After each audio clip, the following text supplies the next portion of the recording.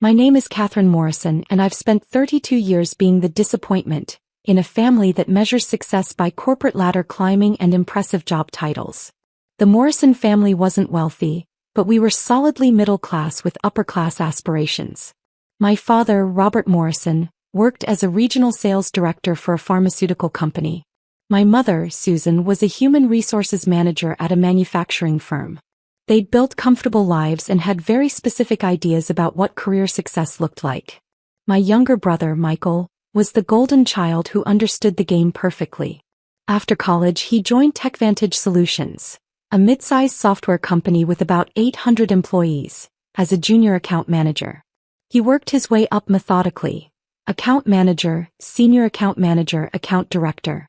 He dressed in expensive suits, networked aggressively, and talked constantly about his path to VP. Then there was me. After getting my computer science degree, I did something my family considered insane. I turned down a comfortable corporate job at a Fortune 500 company to join a 3-person startup operating out of a garage. "Katherine, that's not a career," Dad said when I told them. "That's a hobby with a business card." "It's a real company with real potential," I replied. "90% of startups fail," Mom added. "You're throwing away a secure future for some fantasy about being an entrepreneur." "Then I'll be in the 10% that succeeds." They weren't just skeptical, they were embarrassed. While Michael climbed the corporate ladder at TechVantage Solutions, earning promotions and attending company events, I was working 100-hour weeks in a cramped office, living on ramen and trying to build something from nothing. The startup was called DataStream Analytics. We were 3 co-founders: me, my college roommate Lisa Chin, and a brilliant engineer named James Rodriguez. We were building AI-powered data visualization software for enterprise clients. It was technically complex, unsexy, and difficult to explain at family dinners. "So you make graphs?" Mom asked once. "We analyze massive datasets and present actionable insights through intuitive visual interfaces," I explained. "So, graphs." I stopped trying to explain. For 5 years I lived in a studio apartment, drove a 15-year-old Honda, and wore the same rotation of jeans and t-shirts. By my family's standards, I was failing spectacularly. Meanwhile, Michael was thriving, promoted to senior account director, earning 6 figures, driving a leased BMW, living in a nice apartment in the city. Family gatherings became showcases for Michael's achievements. His latest promotion, his biggest client, his path to VP. I was the cautionary tale, the daughter who'd chosen wrong, who was still playing startup, while her younger brother built a real career. What they didn't know was that DataStream Analytics was succeeding beyond anything they could imagine. While my family celebrated Michael's corporate promotions, DataStream was quietly becoming a powerhouse in the enterprise software market. Our AI visualization platform had solved a critical problem for large corporations: how to make sense of overwhelming amounts of data without needing a team of data scientists. Our software could ingest data from any source, analyze it in real time using machine learning algorithms, and present insights so clearly that executives could make immediate decisions. We landed our first Fortune 500 client in year 3. By year 4 we had 12. By year 5 we had 47. Our revenue trajectory was extraordinary. Year 3, $8 million. Year 4, $32 million. Year 5, $87 million. We weren't just growing, we were dominating our market segment. I owned 37% of the company as co-founder and CEO. Lisa owned 33% as Chief Technology Officer. James owned 30% as Chief Product Officer. We'd taken minimal outside investment, maintaining control of our company and our vision. At the end of year 5, we received an acquisition offer from a tech giant for $340 million. We turned it down. We weren't building something to sell, we were building something to last.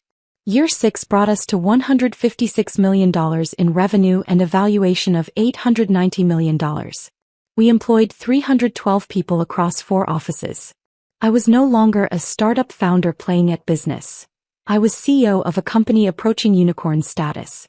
But I still lived in my modest apartment because I was rarely home. Still drove my old Honda because I didn't care about cars. Still wore practical clothes because I worked in tech, not fashion. By my family's visible metrics, I was still struggling while Michael succeeded at TechVantage Solutions. What made the situation particularly ironic was that TechVantage was one of our clients. They'd signed a 3-year contract with DataStream 2 years ago for $4.2 million annually. Michael worked in their sales division, which had nothing to do with the technology procurement decisions, so he had no idea his sister's company was providing software to his employer. I didn't tell him. Why would I? At family dinners he talked about his work. Nobody asked about mine. Michael's up for VP of Sales, Dad announced at Easter dinner 3 months ago. That's a huge position. 6-figure salary increase, company car, the works. That's great, Michael, I said. It's very competitive, Michael added. 3 internal candidates, but I have the best numbers. My boss, Richard Hartley, is making the final decision in June. If I can impress him, the job's mine. You'll get it, son, Dad said confidently. You've earned it. Michael nodded. I just need everything to go perfectly over the next few months. No distractions, no problems. Richard is very particular about the people he promotes. He looks at everything, performance yes, but also image, family background, the whole package. Good thing you come from a stable, professional family, Mom said. Michael's eyes slid toward me briefly. Yeah. Good thing. I said nothing. I ate my dinner and listened to them plan Michael's future. 2 weeks before Memorial Day, the family group chat lit up with plans for Dad's annual Memorial Day barbecue. It was a tradition. Dad grilled, Mom made sides, family and friends gathered. Usually about 25 people. This year, Michael announced he was bringing Richard Hartley. Michael, big news, Richard Hartley said yes to Memorial Day barbecue. This is huge for my VP chances. We need to make a great impression. Mom, that's wonderful. I'll make sure everything is perfect. Dad, I'll break out the good steaks. This is important. Michael, Richard is old school. Traditional. He cares about family, stability, success. So everyone needs to be on their best behavior. I knew what was coming before the next message arrived. Michael, actually, Katherine, maybe you should sit this one out. I stared at the text message on my phone, sitting in my corner office on the executive floor of DataStream's headquarters. Michael, Richard knows I have a sister, but I've been vague about what you do. If he meets you and finds out you're still doing the startup thing, living in a small apartment, driving that old car, it won't look good for me. Michael, he values success. Real success. Corporate achievement. Not entrepreneur stuff that hasn't gone anywhere. Mom, Michael has a point, honey. This is a big opportunity for him. Dad, your brother's worked hard for this promotion. Maybe it's better if you skip this year. I sat back in my Herman Miller chair, $1 for 100 ergonomic, the kind successful CEOs buy, and read the messages again. My younger brother, who worked as an account director at a company that paid my company $4.2 million annually, was uninviting me from a family barbecue because my presence might damage his chances at a promotion. Michael, it's not personal, Kat. It's just business. Richard needs to see me as executive material. Having a sister who's still figuring things out in her 30s doesn't project the right image. Michael, we can do something together another time. Just family. But Memorial Day needs to be about making the right impression. Mom, Katherine, say something. You understand, don't you? I typed one word. Understood. Then I opened my calendar. Monday was Memorial Day. Tuesday, I had a meeting scheduled with Richard Hartley and 2 other TechVantage executives to discuss renewing their contract with DataStream, potentially expanding it from $4.2 million annually to $8.5 million. Richard Hartley, the VP of Sales who would decide Michael's promotion, was coming to my office for a contract negotiation where he'd learned that I was CEO of his software vendor. The same Richard Hartley who my brother was bringing to a barbecue to impress. I picked up my phone and called my Chief Revenue Officer, Sarah Kim. Sarah, the TechVantage renewal meeting Tuesday. I want to lead it personally. You sure? I can handle it. You usually delegate these renewals. I'm sure. This one's important. Okay, boss. I'll make sure everything's ready. After I hung up, I sat looking out my office windows at the city skyline. DataStream occupied the top 3 floors of one of downtown's premier office towers. My corner office was 1,500 square feet with floor-to-ceiling windows, custom furniture, and walls covered with awards, photos from conferences, and framed articles about DataStream's success. On my desk was a deal sheet for the TechVantage contract renewal. If they agreed to our terms, it would be one of our largest single contracts. And Michael thought I'd make him look bad. Memorial Day weekend arrived with perfect weather. I spent Saturday reviewing the TechVantage contract proposal, Sunday at the office preparing for Tuesday's meeting, and Monday, the day of the barbecue I'd been uninvited from, hiking alone in the mountains outside the city. I didn't feel hurt. I felt clarity. My family had spent 7 years dismissing my choices, judging my success by whether I had a fancy job title and a leased luxury car. They'd valued Michael's corporate promotions over my actual business building. They'd been so focused on conventional markers of success that they couldn't see I'd built something extraordinary. Tuesday morning, I arrived at the office at 7 a.m. I dressed deliberately, a custom-tailored suit from the designer my stylist had recommended, subtle but expensive jewelry, Louboutin heels. When you're meeting with clients and want to project authority, presentation matters. Sarah met me in my office at 8:30 to review the presentation. We're offering them an expanded package, she explained. Their current contract covers data visualization for their sales and marketing divisions. We're proposing to extend coverage to operations, finance, and executive analytics. Full enterprise deployment. And the price. $8.5 million annually. Double their current spend, but we're also doubling the value they receive. They'll negotiate. Of course. But Richard Hartley's a smart operator. He'll see the ROI immediately. At 9:45 our receptionist called. Ms. Morrison, the TechVantage team is here. Richard Hartley, Susan Chin, and Michael Morrison. I paused. Michael Morrison? Yes, ma'am. Shall I send them up? Michael was at this meeting. My brother, who'd uninvited me from the barbecue, was attending a contract negotiation at my company. Give us 5 minutes, then bring them to the executive conference room. I turned to Sarah. Did we know Michael Morrison from TechVantage was attending this meeting? She checked her notes. He's listed as account director. Apparently he's been managing the day-to-day relationship with our account team. Makes sense he'd be included in a renewal discussion. Made perfect sense.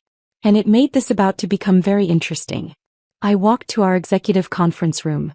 A stunning space with a wall of windows, a custom table that seated 12, and our company logo in brushed steel on the wall. I positioned myself at the head of the table. At exactly 10 a.m., our receptionist escorted the TechVantage team into the room. Richard Hartley entered first, mid-50s, expensive suit, confident demeanor. Susan Chin followed, carrying a portfolio. And then Michael, wearing his best suit, walked in. He saw me and froze. All color drained from his face. His mouth opened. He looked like he was seeing a ghost. Richard Hartley extended his hand, completely unaware of Michael's reaction. You must be Sarah Kim. Thank you for hosting us today. I'm Sarah Kim, Chief Revenue Officer, Sarah said, shaking his hand. But this is Katherine Morrison, RCO. She'll be leading today's discussion. Richard turned to me and I saw the moment of recognition. Morrison, Michael, is this? Hi, sister, Michael managed, his voice barely a whisper. Richard's eyebrows shot up. Your sister is the CEO of DataStream Analytics? She is, I said calmly, extending my hand. Mr. Hartley, it's a pleasure to finally meet in person. DataStream has enjoyed our partnership with TechVantage, and we're excited to discuss expanding that relationship. He shook my hand, then looked at Michael with an expression that clearly said, Why didn't you mention this? Michael still hadn't moved. He was staring at the conference room, at the DataStream logo on the wall, at me standing at the head of the table in my executive suit. Please have a seat, I said graciously. Susan Chin sat immediately. Richard sat slowly, still processing. Michael lowered himself into a chair like he was in shock. Before we begin, Richard said carefully, I need to understand something. Michael, you've been managing our DataStream account for 18 months. You never mentioned your sister was the CEO? I didn't know, Michael said weakly. You didn't know your sister was CEO of one of our major software vendors? I thought she works at a startup. A small startup. I didn't know it was this company. DataStream Analytics is not a small startup, Richard said, his tone carrying an edge.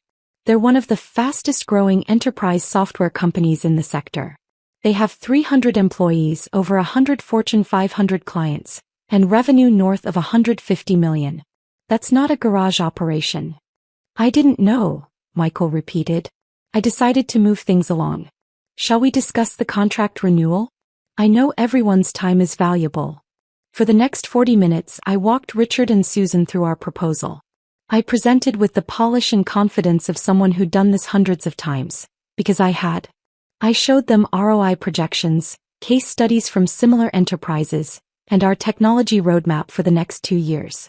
Michael sat silently, occasionally taking notes, but mostly looking like he wanted to disappear. Richard Hartley was sharp.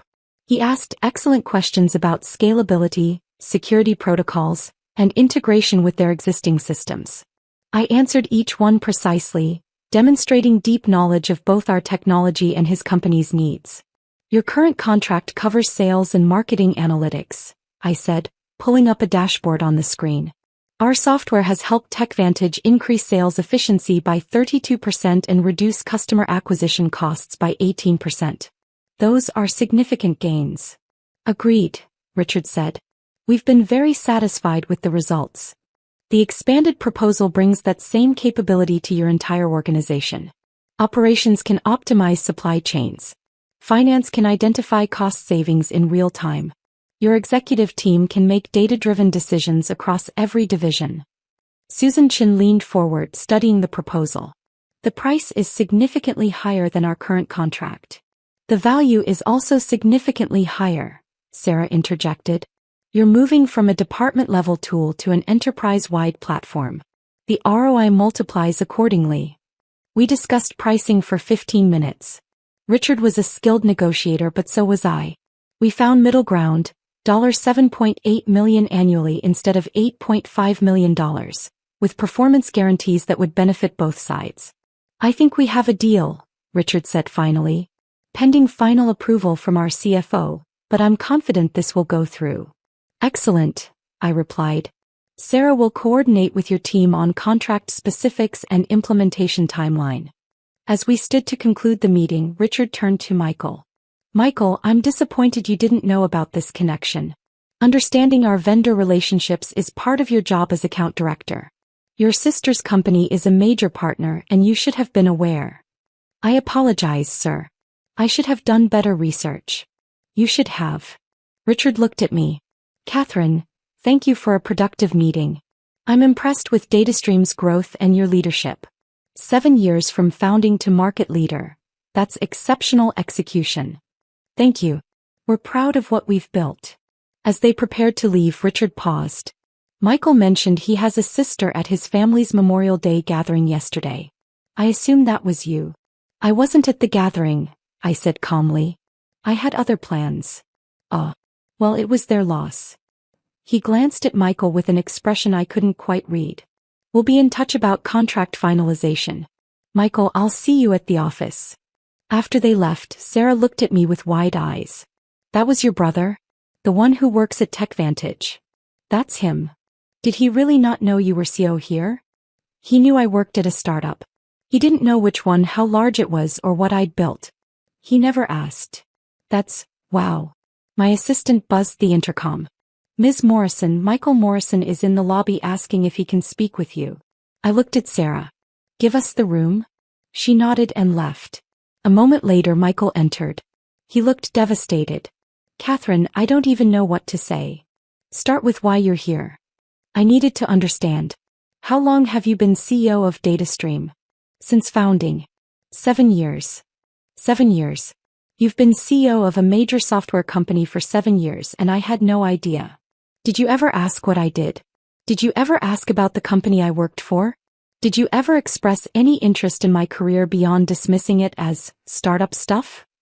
He sat down heavily. No, I didn't. I just assumed you were struggling, that you were still trying to make something work that never would.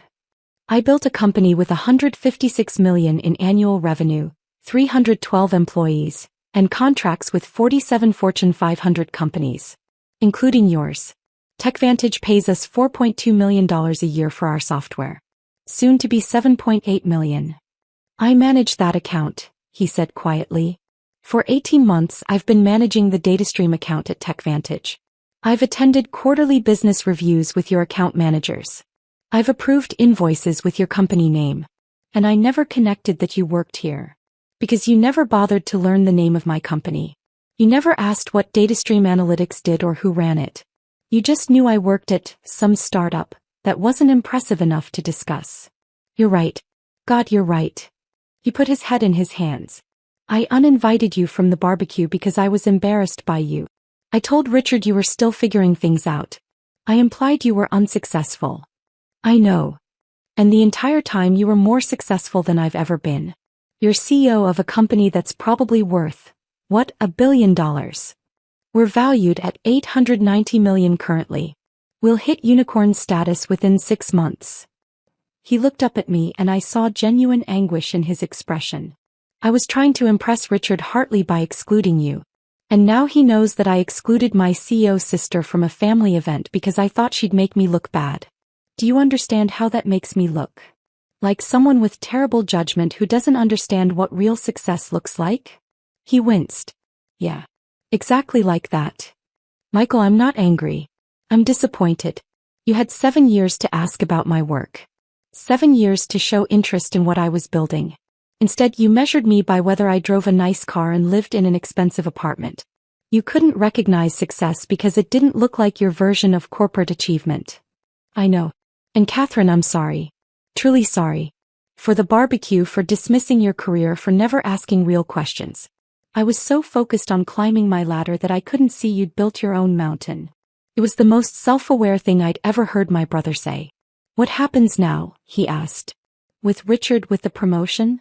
That's between you and Richard. I'm not going to interfere with your career positively or negatively. You'll earn or lose that promotion based on your own performance. He's going to pass me over. I know it. He's disappointed in my lack of awareness about our vendor relationships. And honestly, I deserve it. Maybe you do. But maybe you'll learn from this and become better at your job. Either way, that's your journey to figure out. He stood slowly. For what it's worth, I'm proud of you. I should have said that years ago, but I'm saying it now. What you've built is incredible. Thank you. And Katherine, I'd like to get to know you better. The real you. Not the version I invented in my head. If you're willing. Eventually. But not today. Today I have a company to run. He nodded and left. Over the next week, the fallout spread through my family like ripples in a pond. Mom, Katherine, Michael told us everything. Why didn't you say something? Dad, we had no idea you were running a major company. You let us think you were struggling. Michael, Richard passed me over for the VP position. He said my lack of awareness about key business relationships showed poor judgment. He's right. Mom, your father and I need to talk to you. Can we meet this week? I responded to none of them immediately. I had a company to run, clients to serve, and a major product launch to coordinate. 3 days after the TechVantage meeting, my parents showed up at DataStream's headquarters unannounced. Security called up. Ms. Morrison, there are 2 people in the lobby claiming to be your parents. Robert and Susan Morrison. Send them up. They stepped off the elevator onto the executive floor looking overwhelmed. The modern design, the floor-to-ceiling windows, the obvious trappings of a successful technology company. My assistant greeted them. Mr. and Mrs. Morrison, Katherine is expecting you. Follow me, please. She led them past the open workspace where engineers coded at standing desks, past glass-walled conference rooms where meetings were in progress, to my corner office. Mom, Dad, I said, standing to greet them. Come in. They entered my office like tourists in a museum, looking around at everything, trying to process what they were seeing. This is your office? Mom asked. This is my office. Katherine, we don't understand, Dad said. Michael said you're CEO of a company worth nearly $1 billion. That's accurate. But you never said anything. You let us think you were failing. I never said I was failing. You assumed I was failing because I didn't have visible markers of success you recognized. I've been CEO of DataStream Analytics for 7 years. I founded this company with 2 partners right out of college. We've built it into one of the fastest-growing enterprise software companies in our sector. Mom sat down carefully in one of my guest chairs. 7 years. We spent 7 years feeling sorry for you. I know. We told people you were still trying to make your startup work, in a tone that implied you were delusional, Dad added. We were embarrassed by you. I know that too. But you were successful the entire time. More successful than any of us ever imagined. Yes. Mom started crying. Why didn't you tell us? Biz, you never asked. At every family dinner, you celebrated Michael's promotions and talked about his career path. When I tried to discuss my work, you changed the subject or dismissed it as entrepreneur stuff. You made it clear you weren't interested unless it looked like conventional corporate success. We were wrong, Dad said quietly. Profoundly wrong. We couldn't see what you were building because we were looking for the wrong things. We talked for an hour. They asked about the company, about my role, about how I'd built something so substantial while living so modestly. I invested everything back into the company, I explained. Every dollar I made went to hiring, technology, growth. I lived cheaply by choice, not necessity. That's how you build something real. You sacrifice comfort for growth until you've built something sustainable. Michael said TechVantage pays you millions of dollars a year, Mom said. 4.2 million currently. Soon to be 7.8 million. They're one of 47 Fortune 500 clients. Our total annual revenue is 156 million. Dad shook his head. And we worried about whether you could afford to buy a house. I bought a house last year. I just didn't mention it because you'd already decided I was struggling. 6 months after Memorial Day, DataStream Analytics officially achieved unicorn status with a valuation of $1.1 billion. We announced it at a press conference covered by major business media. My family attended, all of them. Mom, Dad, and Michael sat in the front row as I discussed our growth trajectory, our vision for the future, and our commitment to enterprise innovation. After the press conference, Michael approached me. Congratulations, Katherine. Truly. Thank you. I need to tell you something. Richard Hartley offered me a different position. Not VP of Sales, but Director of Strategic Partnerships. It's lateral in title but actually better for my career development. He said my connection to you, if I can manage it professionally, could be valuable for TechVantage's relationship with DataStream. That's good, Michael. Are you going to take it? I am. And Katherine, I'm going to do it right this time. I've spent the past 6 months actually learning about what you do, what DataStream does, how enterprise software works. I'm reading tech journals. I'm taking courses. I'm becoming someone who understands this industry instead of just dismissing it. That's real growth. I owe you an apology I can never fully make. But I can try to be better. To value substance over appearance. To recognize success even when it doesn't look like I expect. We didn't have a dramatic reconciliation. We weren't suddenly close. But we had a foundation for building something authentic. My relationship with my parents improved steadily. They started asking real questions about my work. They stopped comparing me to conventional career paths. They learned that success can look like many different things. A year after the Memorial Day barbecue I'd been excluded from, my family held another barbecue. This time I was the guest of honor. Not because I was successful but because they finally saw me. Richard Hartley attended. He and Michael had developed a genuine working relationship. He pulled me aside at one point. Michael's becoming an excellent strategic partnerships director, he said. He's learning the industry, building relationships, showing genuine interest in understanding the technology side of our business. That's good to hear. I think that day in your conference room changed him. Seeing his sister's success, real success, not corporate posturing, made him reevaluate his own values. Sometimes reality is the best teacher. Indeed. He smiled. And Katherine, for what it's worth, TechVantage is very grateful for your partnership. The expanded contract has transformed how we operate. Your software is extraordinary. Thank you. That means a lot. That evening, as the sun set and people gathered around the grill, Michael pulled me aside. I know I say this a lot, but I'm sorry. For the barbecue last year. For excluding you. For 7 years of dismissing what you were building. I know, Michael. And I've forgiven you. But I need you to understand something. I didn't build DataStream to prove you wrong. I built it because I believed in the vision. Your opinion of me was never the driving force. That makes it worse somehow. You were doing something extraordinary and I was so focused on my own small ambitions that I couldn't even see it. Then learn from it. That's all any of us can do. 2 years after being uninvited from that Memorial Day barbecue, I stood on stage at a major technology conference giving a keynote address about building sustainable tech companies. 5,000 attendees. My parents and brother watched from the audience. After my talk, a young woman approached me. Ms. Morrison, thank you for your speech. I'm 24, just started my own company, and my family thinks I'm crazy. They want me to get a real job. How did you handle that? I thought about Michael texting me to stay away from the barbecue. About my parents feeling sorry for me while I built a company worth over $1 billion. About the years of dismissal and assumptions. I handled it by doing the work anyway, I replied.